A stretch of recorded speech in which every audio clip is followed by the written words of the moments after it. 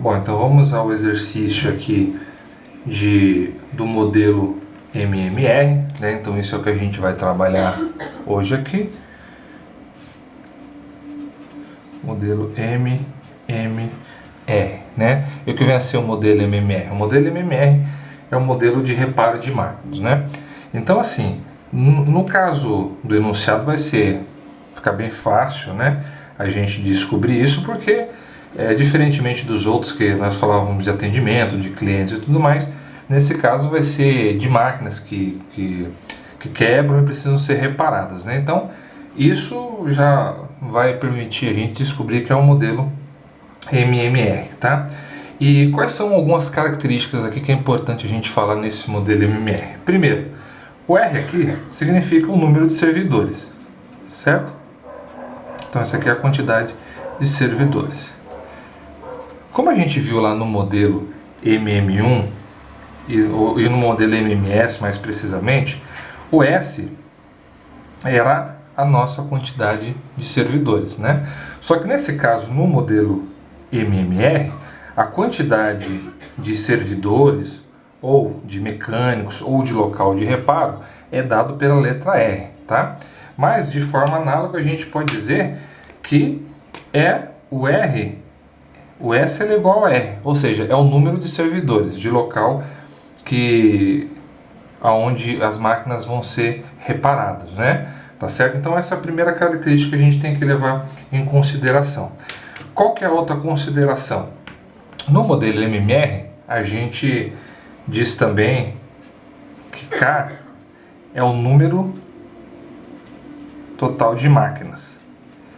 Por que o número total de máquinas, né? Porque nesse caso a gente vai levar em consideração esse K, que é o número total de máquinas que eu tenho, e aí eu não me refiro somente às máquinas que estão quebradas ou que entraram na fila para ser consertada, mas todas as máquinas, né, constantes aí da população.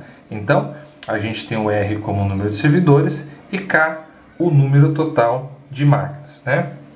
E como é que se dá o nosso lambda, né?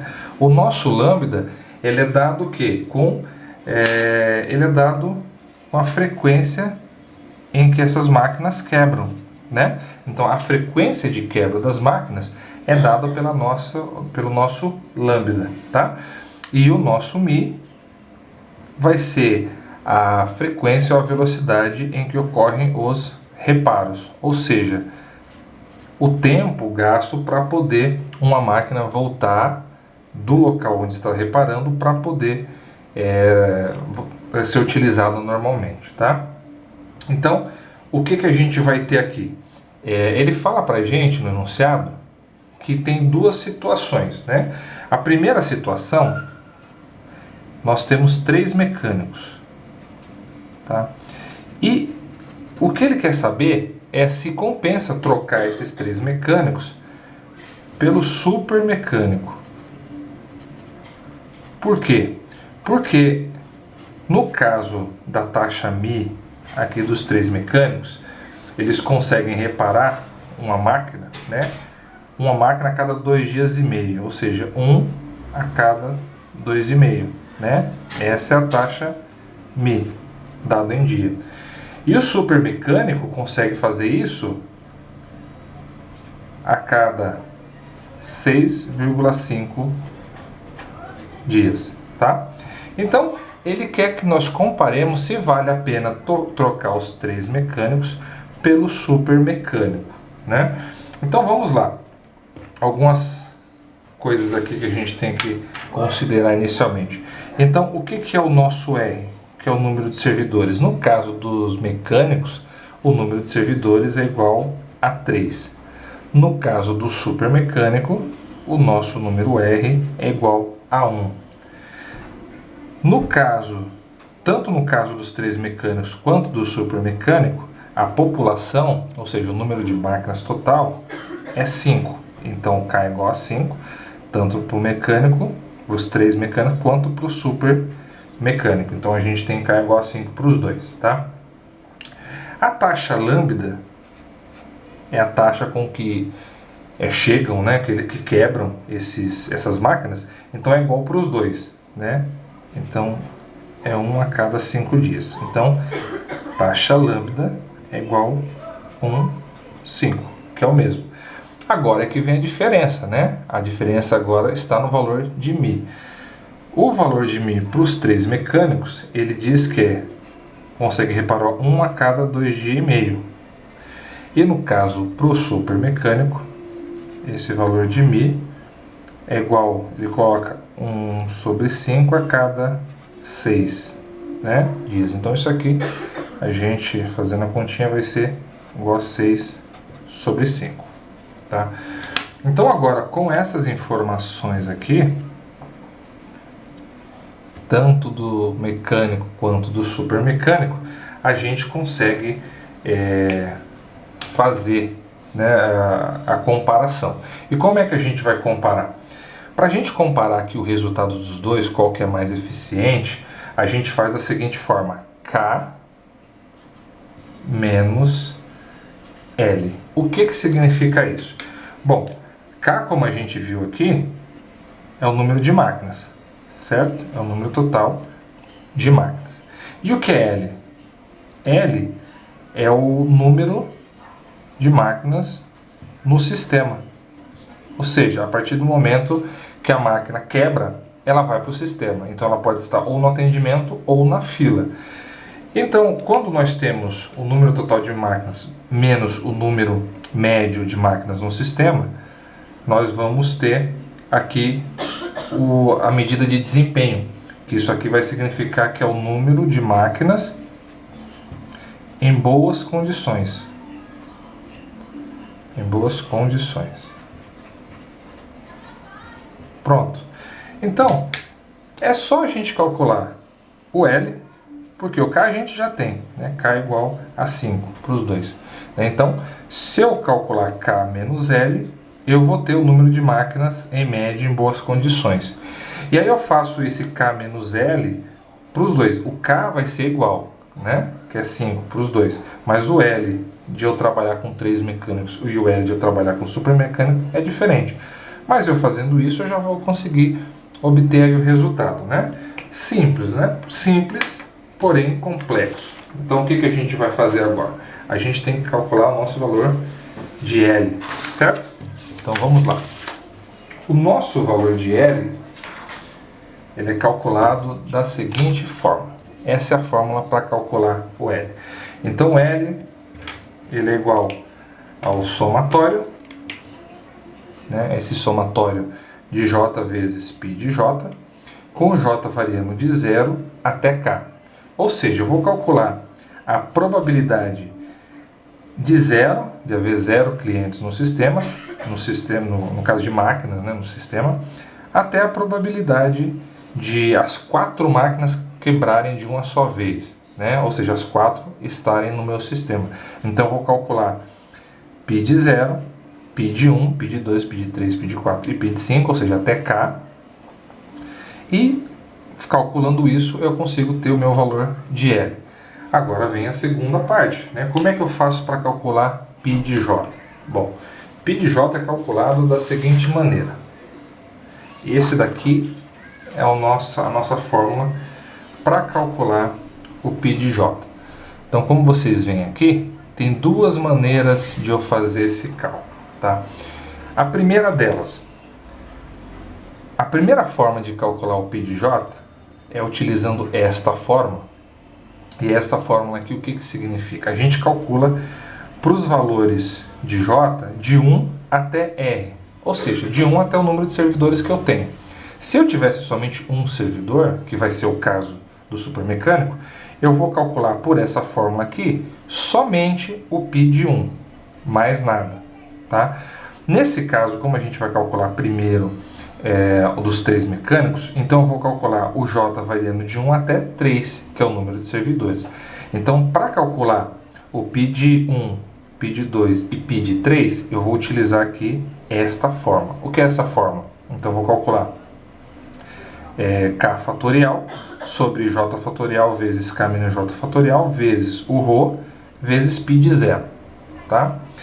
E essa segunda forma de calcular aqui o nosso π de J serve para calcular o π de JR mais 1 até K.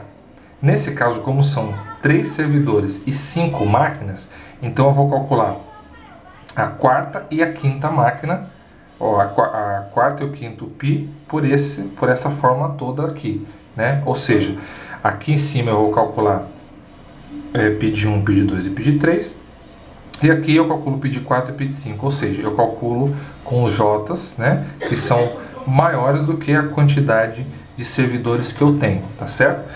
E a fórmula é, de certa forma, parecida, né, um pouco mais complexa. Então é K fatorial sobre J fatorial vezes K menos J fatorial vezes ρ elevado a J vezes J vezes π de zero. Tudo isso sobre R fatorial. O que é o R? O R é a quantidade de atendentes, né, de servidores. R fatorial vezes R elevado a J menos R, tá? Então, com essa fórmula aqui, eu consigo, né, com essas duas fórmulas, eu consigo calcular o π de 1 até π de 0, aliás, até o π de 5, tá? E, como vocês veem aqui, essas duas fórmulas estão em função de π de 0. Ou seja, o resultado que a gente vai achar aqui vai ser alguma coisa vezes π de 0. E aqui é a mesma coisa, a gente vai achar alguma coisa, algum valor, vezes π de 0. E aí não tem fórmula exata para calcular o π de 0. Mas se a gente vai trabalhar com esses dois, né, a gente em função de π de 0, depois a gente calcula π de 0 aqui facilmente, tá certo? Então vamos começar a utilizar essas duas fórmulas. Como é que ficaria? Ficaria assim. Vamos pensar em primeiro aqui o nosso π de 1. π de 1. Bom, como a gente viu, até para o caso de 3 mecânicos, né, então de 1 até 3, a gente vai calcular utilizando a primeira fórmula. Então eu vou ter 5 fatorial sobre 2 fatorial vezes 5 menos 2, isso fatorial, vezes o nosso ρ. Então, como é que era o nosso ρ lá, só para lembrar, né? Vou colocar aqui o ρ, ele é igual a lambda sobre μ. Portanto, ele é a mesma coisa que 1 sobre 5 sobre 1 sobre 2,5. Nosso ρ, portanto, é igual a meio, tá? Que é igual a 0,5. Então, esse é o nosso valor de ρ. Então, eu faço vezes o nosso ρ elevado a 1 vezes π de 0. Essa é para calcular o π de 1. O π de 2 vai ser 5 fatorial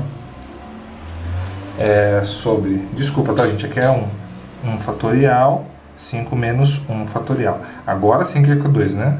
2 fatorial vezes 5 menos 2, tudo isso fatorial, vezes 0,5 ao quadrado, vezes π de 0.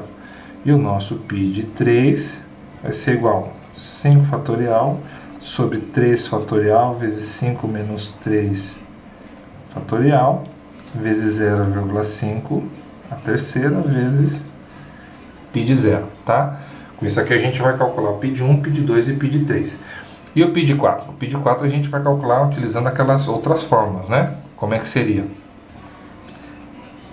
π de 4 vai ser 5 fatorial sobre 4 fatorial vezes 5 menos 4 fatorial vezes 0,5 a quarta vezes 4 fatorial vezes π de 0. Tudo isso sobre a quantidade de servidores, que é R fatorial vezes 3 elevado a 5 menos 3. Esse aqui é para calcular o nosso π de 4. E o π de 5, seguindo aqui a mesma lógica, 5 fatorial sobre 5 fatorial vezes 5 menos 5 fatorial vezes 0,5 a quinta vezes 5 fatorial vezes π de 0. Tudo isso sobre 3 fatorial vezes 3 vezes elevado a 5 menos 3, tá? Então, com isso, essas fórmulas aqui, na verdade, são a aplicação dessas fórmulas aqui que a gente viu, né? Então, nada demais. Deixando que aqui é π j fatorial, né? Então, só aplicando essas fórmulas, nada mais, né, de complexo, a gente vai chegar nos resultados para π de 1, π de 2, π de 3 até π de 5, né? E quais serão esses resultados que a gente vai achar? Calculando aqui, a gente vai ter π de 1, ele vai ser igual a 2,5 π de 0, né? π de 2 vai ser igual a 2,5 π de 0 também, tá? π de 3 vai ser igual a 1,25 π de 0, π de 4 vai ser igual a 0,41 π de 0, π de 5 vai ser igual a 0,07 π de 0, né? Então aqui o que a gente vê? Que a gente não conseguiu achar o valor exato de π de 1 até π de 5. Por quê? Porque a gente tem que ele está em função de 0 e a gente não sabe qual que é o valor de π de 0. Então a gente precisa calcular o valor de π de 0. Como é que a gente faz isso? Bom, a gente sabe que a soma de todas as probabilidades tem que ser igual a 1. Ou seja, a probabilidade de 0, né, ou seja, π de 0, mais π de 1, mais π de 2, mais π de 3, mais π de 4, mais π de 5, isso aqui todo é igual a 1, né? Que é o máximo de probabilidade. Bom, o que a gente tem? π de 0, a gente não sabe o que é, quanto que vale, certo? π de 1 é 2,5 π de 0, não é isso? π de 2 é também 2,5 π de 0. π de 3 é 1,25 π de 0, mais π de 4, 0,41 π de 0, e π de 5 mais 0,07 π de 0. Tudo isso daqui eu tenho que é igual a 1, certo? Como é que a gente faz? Se eu tenho tudo aqui π de 0, eu coloco π de 0 em evidência, né? Matemática básica. π de 0 em evidência. π de 0 em evidência, então eu tenho 1, porque π de 0 vezes 1 vai dar π de 0. Mais 2,5, porque π de 0 vezes 2,5 vai dar 2,5 π de 0. Assim vai, né? Mais 2,5, mais 1,25, mais 0,41, mais 0,07. Então eu tenho que tudo isso daqui é igual a 1, né? Então como é que vai ficar? π de 0 vezes a soma de tudo isso daqui vai ser o valor nosso de 7,73. Igual a 1, né? Então passando para o outro lado, vai ficar 1 dividido por 7,73.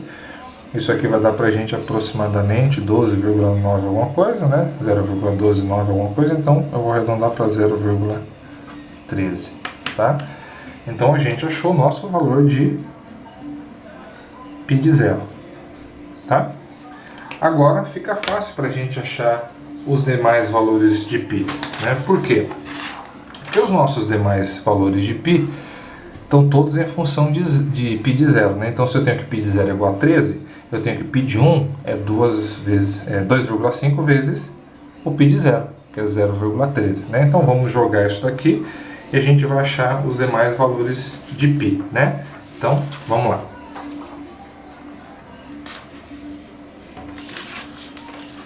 Dando continuidade aí, né? Então eu vou ter o nosso π de 0 é igual a 0,13, tá?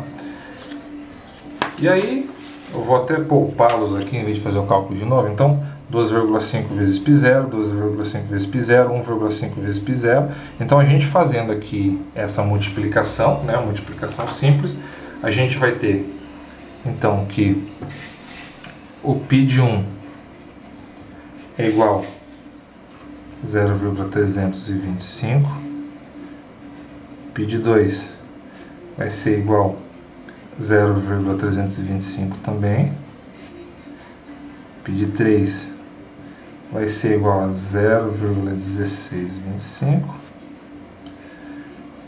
π de 4 vai ser igual a 0,0533 e o π de 5 vai ser igual a 0,0091, tá?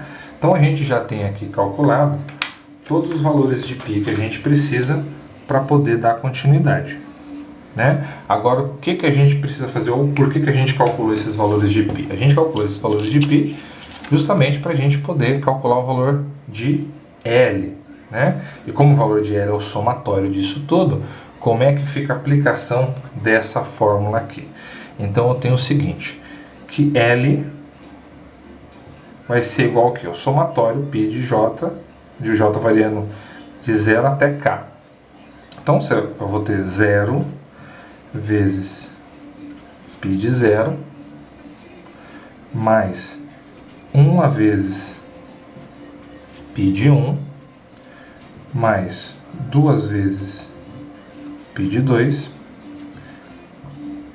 mais 3 vezes π de 3 mais 4 vezes π de 4 mais 5 vezes π de 5. Então é isso que nos diz essa fórmula aqui, né? Como a gente tem o valor de π de 0 até o π de 5, só é jogar aqui que a gente vai obter os valores, né? Então a gente vai ter que L, já calculando isso aqui é lógico, vai ser igual a 0, né? E calculando os demais, né? Fazendo então aqui a substituição dos valores de π de 1, π de 2, π de 3 e π de 4, a gente vai ter um valor de L que vai ser igual a 1,7212. Esse é o nosso valor de L. Mas o que a gente tem que fazer com esse valor de L, né? Lembra lá no começo, que a gente precisa calcular o valor de K menos L, né? Por quê? Porque o valor de K menos L vai dar pra gente a quantidade de máquinas em boas condições em média, né? Então, a gente já tem o valor de K menos L. O valor de K a gente tem do exercício, que é 5, menos L, que é 1,7212. Então, esse valor aqui, que se refere à quantidade de máquinas em média, em boas condições, é 3,2788. Tá? Esse valor aqui nos diz que geralmente em boas condições a gente vai ter umas 3 máquinas, né, aproximadamente, que estarão sempre em boas condições, e aproximadamente 2 aí que vai estar de alguma forma no reparo, né? Agora, o que a gente precisa fazer? A gente precisa utilizar esse mesmo conceito, ou seja, o K a gente já tem definido, a gente tem que calcular agora o valor de L. A gente precisa calcular o valor de L para, no caso de apenas um mecânico, que é o caso seguinte, né? E a gente calculando o valor de L, a gente vai fazer o K menos L, considerando somente essa outra mão de obra, né? Isso vai nos dar um valor, a gente faz K menos L e vai comparar esses dois valores de K menos L. O que tiver o valor maior, significa que é melhor. Por quê? Porque significa que vai ter sempre mais máquinas em boas condições. Então, vamos agora calcular, vamos em seguida calcular o valor para o super mecânico, tá certo? Quem quiser comparar e treinar, eu sugiro que pause o vídeo e que em seguida tente fazer, né, agora somente um mecânico, para isso aqui ficar bem claro e pôr em prática então o que foi aprendido, tá certo? Então é isso aí, espero que vocês tenham aprendido bem e até o próximo vídeo, que a gente vai dando continuidade agora fazer com o do super mecânico, tá certo? Até lá!